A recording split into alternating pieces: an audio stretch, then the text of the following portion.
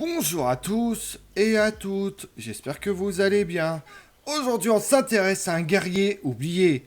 Petit pays de 3 millions d'habitants, la Lituanie couvrait au XIVe siècle un espace allant de la Baltique à la mer Noire, en passant par la Biélorussie et l'Ukraine comprise. L'artisan de cette grande puissance, Gediminas, un habile conquérant et diplomate, qui a fait de son grand-duché une grande puissance européenne, voire mondiale. Vous voulez en savoir plus sur Gediminas? Venez avec moi. À la fin du XIIIe siècle, le duché de Lituanie demeure la dernière contrée païenne d'Europe. Coincé entre les terres russes, l'ordre teutonique et la Pologne, il parvient pendant plus d'un siècle à demeurer fidèle à ses dieux et indépendant, malgré un état de guerre quasi permanent. Il doit ce succès à la dynastie inaugurée par le duc Ventnis, né vers 1260, et il règne de 1295 à 1316. Et surtout, son frère Gediminas, 1316-1341 pour son règne. Celui qui s'intitule roi des Lituaniens sans jamais avoir été couronné, a dressé un programme ambitieux. Développer la Lituanie, placée au centre des échanges commerciaux entre le monde russe et la chrétienté latine. L'étendre à l'est aux dépens des principautés russes, contrer à l'ouest l'ordre teutonique grâce au soutien du pape tout en restant païen. Fondé en 1190 devant Acre pour soigner les croisés, l'ordre teutonique se militarise et s'installe au XIIIe siècle, une principauté au bord de la Baltique. Il mène de là une croisade contre les païens lituaniens, mais est écrasé à Tannenberg en 1410 par Vytautas et Ladislas de Jagelon. L'ordre décline alors au profit du Brandebourg.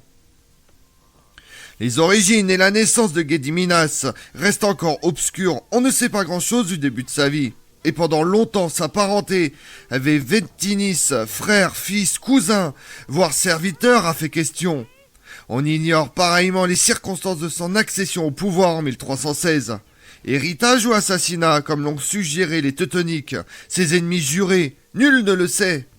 Seule certitude, au milieu du XIIIe siècle, la Lituanie monte en puissance et s'empare des territoires de Grodno et Novgorod, au sud de Vilnius. La principauté de Polskok, les villes de Minsk et de Vízbek tombent progressivement sous sa domination entre 1307 et 1318. Gediminas émerge vraiment de l'obscurité grâce à sa victoire sur l'Irpne, affluent du Dniepr, où il bat en 1321 une coalition rassemblant les villes de Kiev, Pareslav et Tchernigov. Gediminas en profite pour s'emparer d'une grande partie de l'Ukraine. Kiev est ainsi prise en 1323, qu'il confie à l'un de ses frères, sans toutefois l'annexer au Grand-Duché.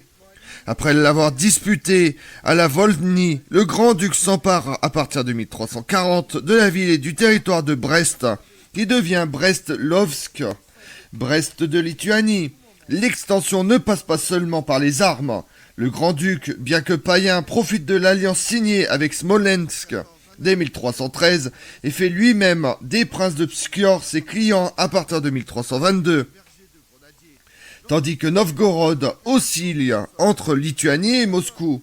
Gediminas consolide le tout par d'habiles alliances matrimoniales.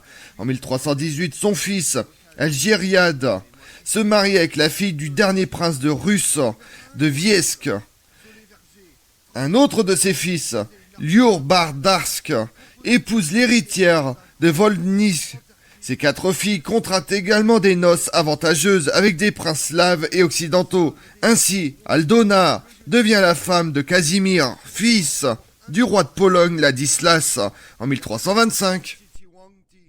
L'un des aspects les plus remarquables du règne de Gediminas est la constitution d'une religion d'État, structurée autour d'un culte du feu sacré, entretenu sans interruption.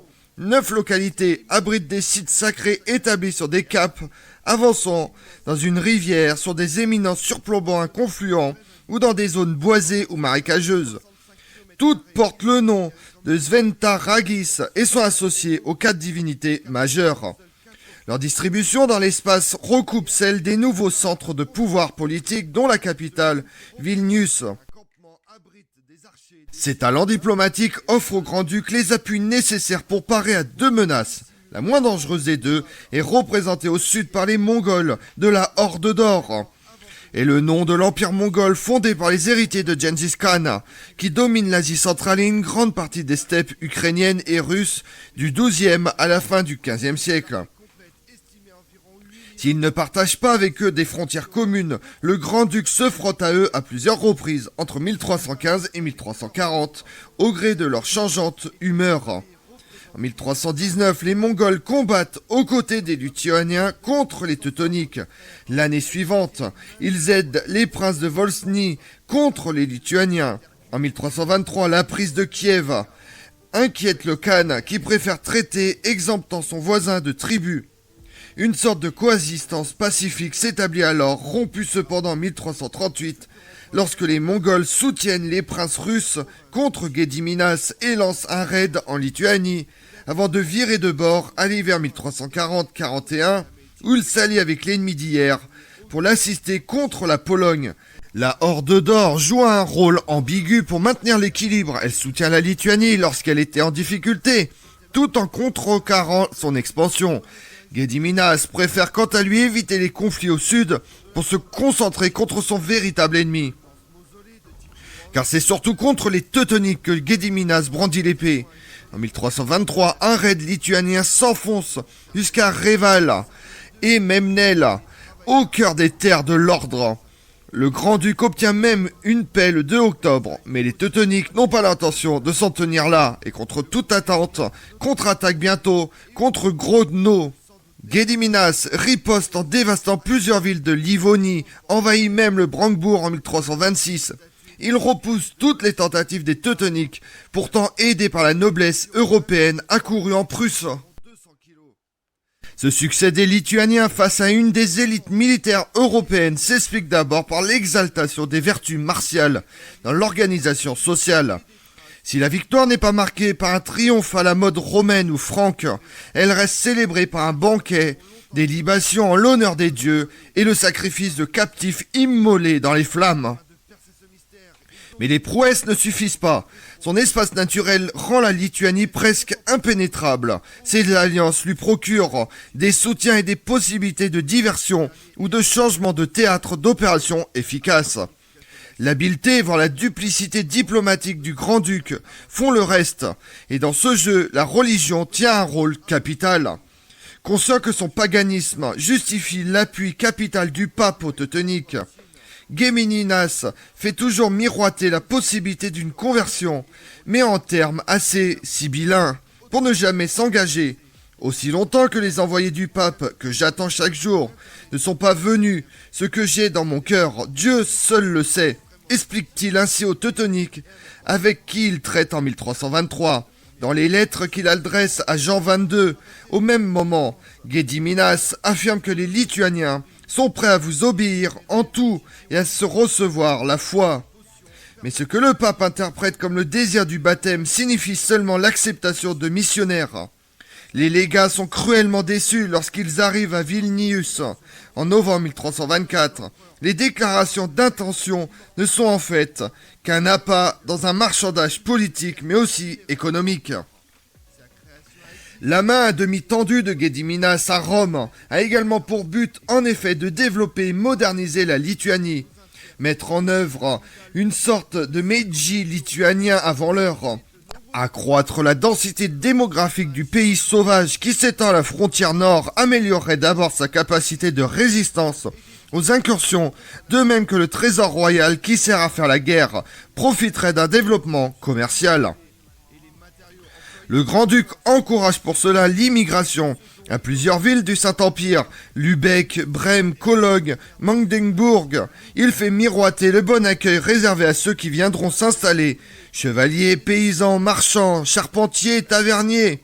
Pour mieux séduire, 3 églises dédiées à Saint Nicolas, le patron des marchands, sont ouvertes à Vilnius et à Novgorod, les 2 corps économiques, par les franciscains et les dominicains. Gediminas baisse en outre le droit de douane conclut des accords commerciaux, y compris avec l'ordre teutonique, à la grande colère de l'archevêque de Rignon, parce que les Lituaniens sont païens, mais parce que le traité porte préjudice aux marchands de sa ville. En 1340, Gediminas a doublé son domaine originel. Le duché contrôle l'importante voie commerciale du Dniepr en direction de Kiev et de Constantinople.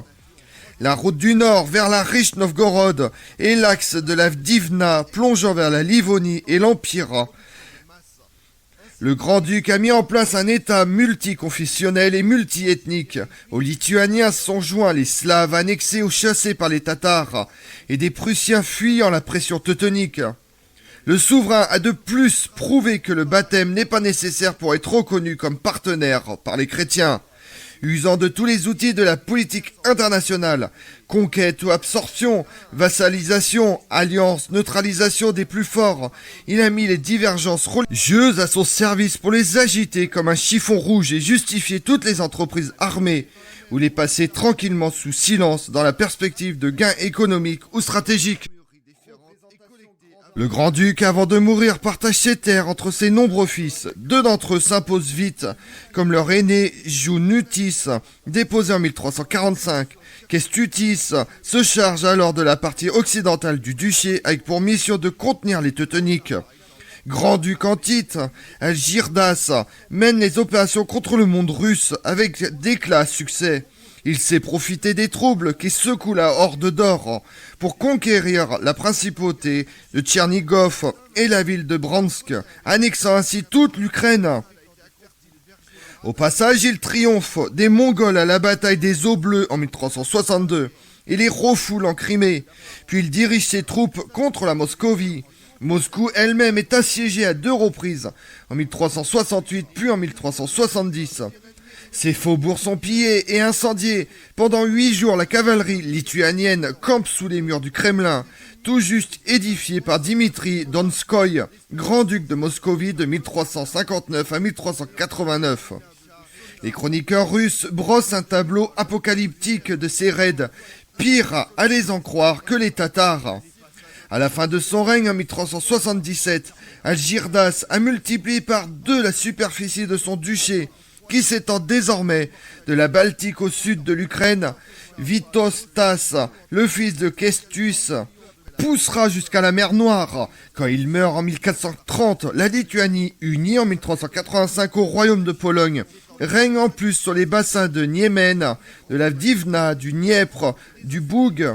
Elle embrasse la Biélorussie actuelle, une partie importante de l'Ukraine et une petite zone de la Russie, environ 1 million de kilomètres carrés. L'Union polono-lituanienne constitue le plus vaste des États européens et le restera jusqu'au milieu du XVIIe siècle, avant de refluer sous les coups conjugués des Cosaques, de la Russie, du Brandebourg et des Suédois. Comme on l'a vu, le grand-duc de Lituanie, Gediminas, a agrandi ses territoires, repoussé les différentes menaces, à commencer par les chevaliers teutoniques, faisant de la Lituanie une grande puissance. Je vous remercie d'avoir suivi cette vidéo en ma compagnie. Si vous voulez connaître mes autres vidéos, retrouvez-moi sur ma chaîne YouTube Tout sur l'Histoire avec Damien, mais également sur les réseaux sociaux, Twitter et Instagram, Histoire Damien. Et pensez à liker, commenter et vous abonner. Je vous remercie à tous.